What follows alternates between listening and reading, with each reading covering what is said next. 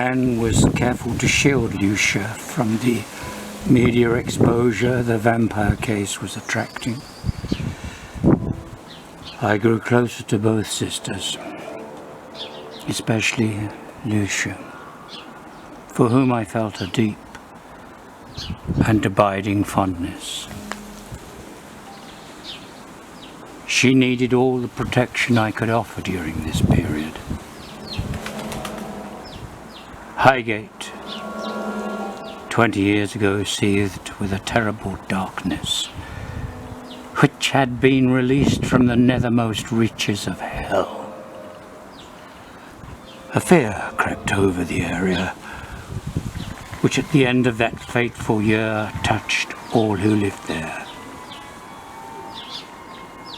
But this was a time of precious memories, and tender moments too. Somehow, sunsets seemed to linger.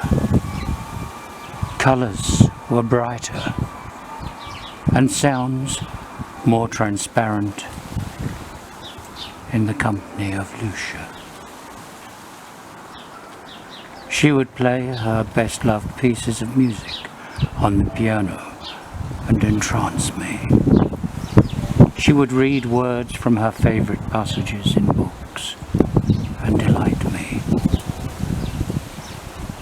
At times, scarcely anything of that distressing circumstance which had brought us together remained in her thoughts. She simply blocked it all out, as though the entire shocking episode had not happened. Yet there were reminders.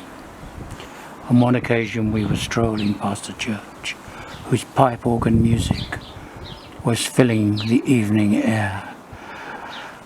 I suggested that we enter and listen for a while, but Lusia suddenly let go of my arm as I crossed the portal.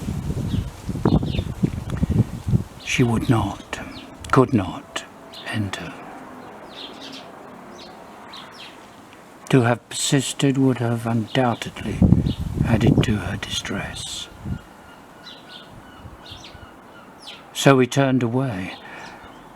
After that I noticed how she would avoid all things holy, all Christian images.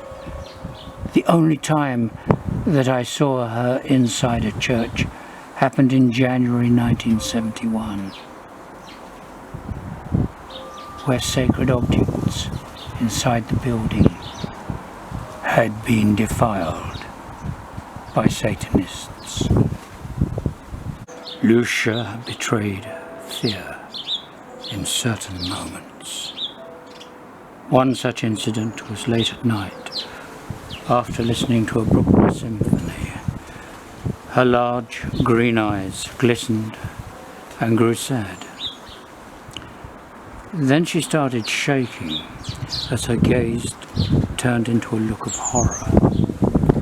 All I could do was hold her and offer her words of comfort until she was still.